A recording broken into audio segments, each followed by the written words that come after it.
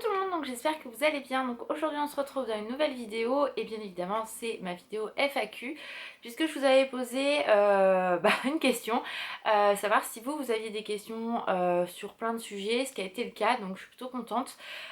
Pour info, je vais pouvoir répondre à toutes les questions, il n'y a aucune question qui a été trop indiscrète ou quoi que ce soit.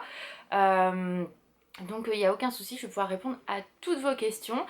J'espère que la lumière va pas être trop mauvaise parce qu'il fait un plein soleil, mais quand il y a trop de soleil, j'ai du mal à tourner, à avoir un bon reflet, on va dire.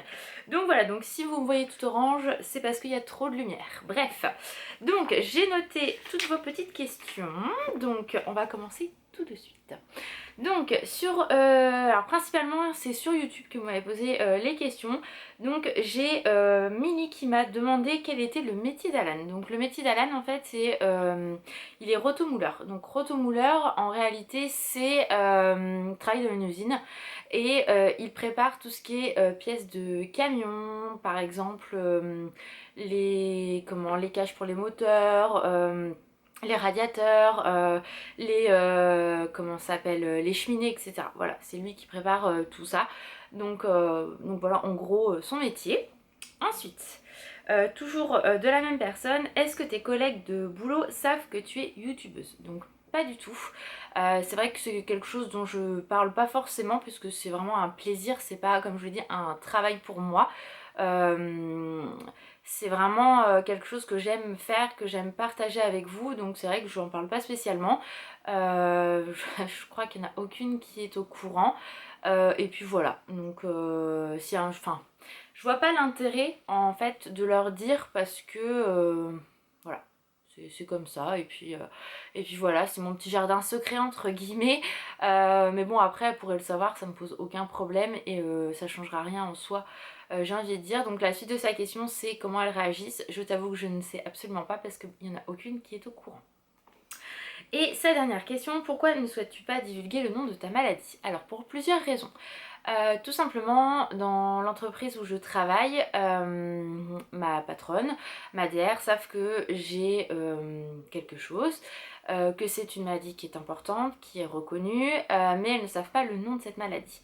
Tout simplement parce que quand j'ai voulu en parler, ma neurologue me l'a déconseillé puisqu'elle avait déjà eu des retours de certains de ses patients comme quoi elles l'ont divulgué le nom de cette maladie et peu de temps après elles ont été licenciées. Donc pourquoi puisque en fait cette maladie représente des inconvénients dans le sens où on peut être facilement en arrêt et surtout des arrêts qui peuvent être très longs. Vous voyez, moi mon premier arrêt a duré à peu près 2 mois et demi. Donc en fait on peut à force de faire trop d'arrêts, trop d'absences, etc. nuire à l'entreprise, pourront nuire à l'entreprise et du coup se faire licencier.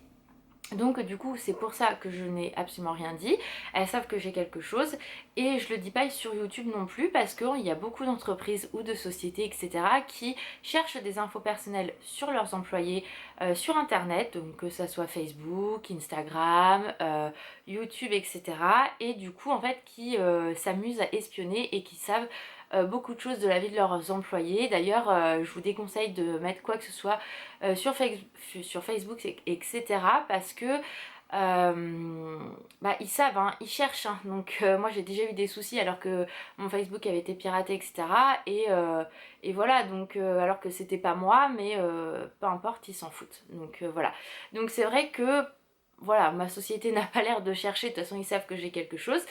Si un jour, imaginez, je m'en vais, y a un licenciement économique, mon magasin ferme ou j'en sais rien, je suis obligée de retrouver du travail, imaginez, ils cherchent, ils trouvent, ils voient ce que j'ai, ils peuvent ne pas me prendre. Parce que je peux être quelqu'un qui est pas assez compétente dans le sens où je peux être en arrêt régulièrement et voilà. Ce qui n'est pas mon cas pour l'instant, hein, bien évidemment.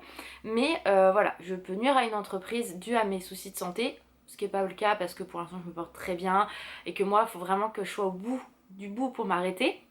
Mais voilà, donc moi je me sens très bien, j'ai pas de soucis et personnellement j'ai pas envie, voilà, que ce soit professionnellement ou personnellement, j'ai pas envie de divulguer le nom de ma maladie tout simplement. Ensuite, j'ai Tiffen donc qui m'a posé deux questions. Quel dessin animé Disney détestes-tu?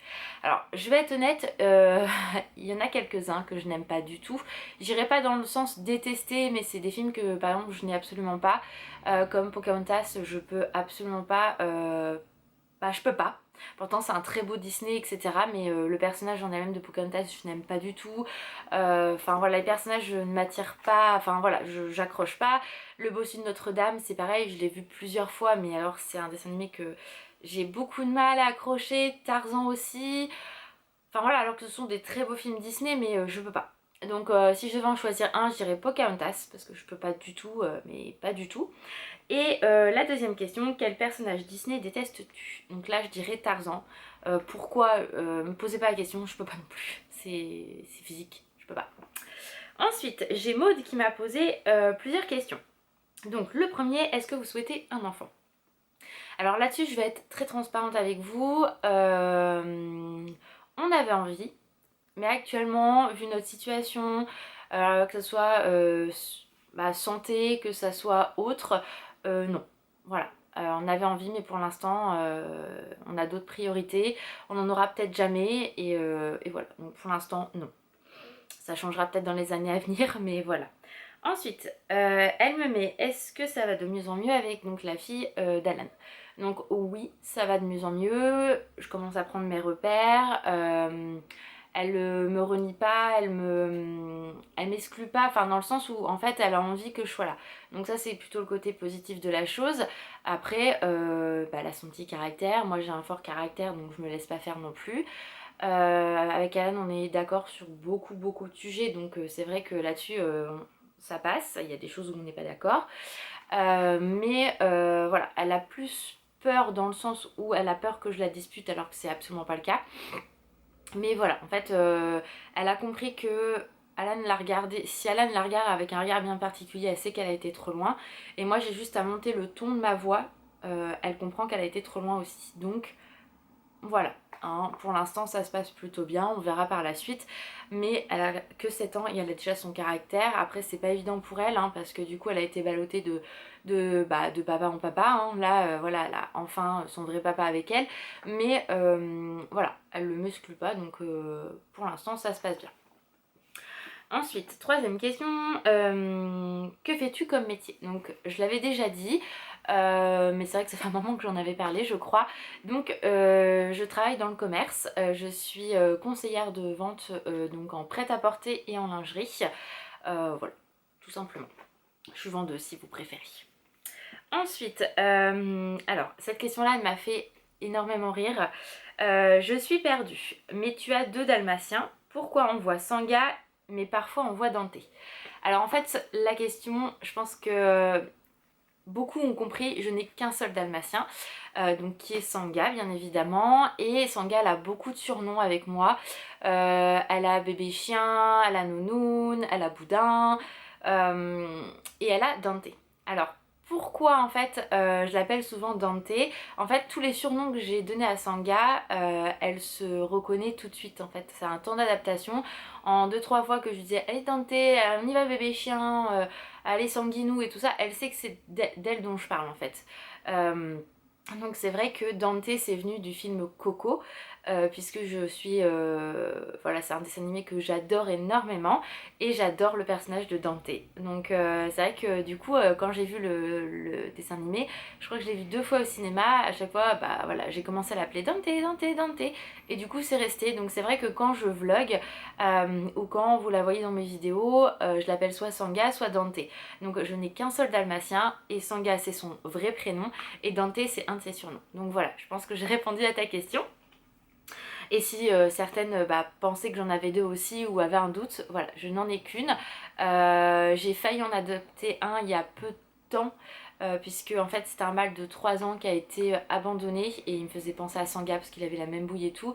Le souci c'est que Sanga n'est pas du tout sociable et donc ça allait coincer. Donc je préféré pas le prendre, je voulais pas qu'il soit malheureux et que Sanga se sente malheureuse en fait et soit agressive avec. C'était pas le but.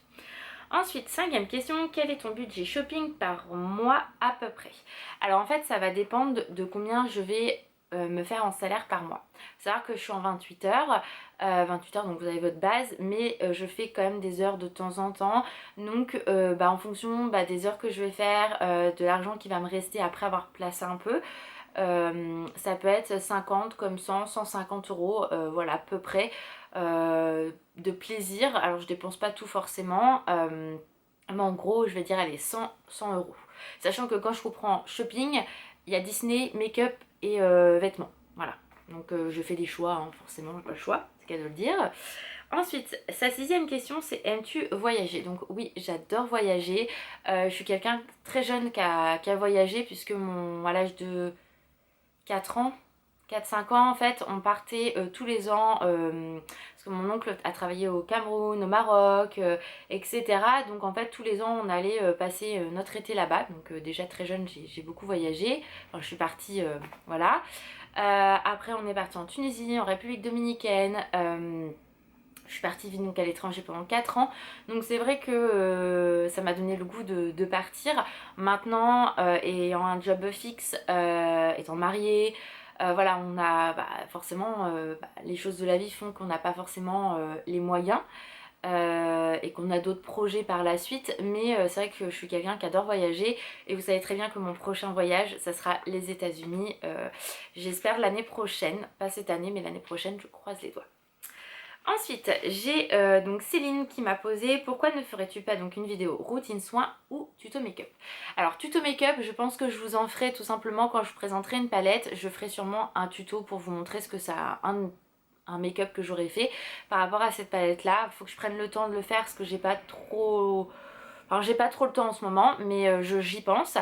Routine soin, non, parce que déjà j'ai pas un logiciel de montage assez performant, et deuxièmement j'ai pas une routine de ouf, c'est à dire que moi quand je rentre je me démaquille, lotion, soit je me fais un gommage, soit je vais faire un masque de temps en temps. Gommage c'est pas tous les jours, sinon ma peau en fait elle me fait trop de boutons, et sinon après c'est contour des yeux, ça va être crème de nuit et ça s'arrête là. Donc voilà, moi ma routine elle est très simple, très basique, donc voilà pour l'instant j'ai pas envie parce que j'ai pas, voilà, j'ai pas envie. Ensuite, j'ai Ami qui m'a posé la question, penses-tu que tu vas garder ta passion Disney même quand tu seras plus âgée? Alors déjà, je suis très curieuse de savoir quel âge vous allez me donner. Donc n'hésitez pas à me dire en commentaire l'âge que vous pensez que j'ai. Vous me donnez plus ou vous me donnez moins, c'est pas grave, hein, vous inquiétez pas. Mais... c'est vrai qu'en fait à l'âge que j'ai, on pourrait dire bon il est temps que tu t'arrêtes, mais en fait non.